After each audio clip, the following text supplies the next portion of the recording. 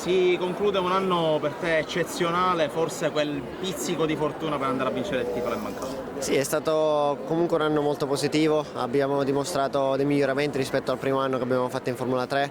Come detto, è stato un peccato non essere riusciti a vincere il titolo proprio agli ultimi metri dell'ultimo giro di Monza, però comunque, come ho detto, possiamo essere abbastanza soddisfatti. Ho avuto anche la possibilità di partecipare a un round della Formula 2 a Baku, quindi è stato tutto sommato un bell'anno. Ecco, la Formula 2 l'anno prossimo, stesso team, scalino in più, cosa ti aspetti?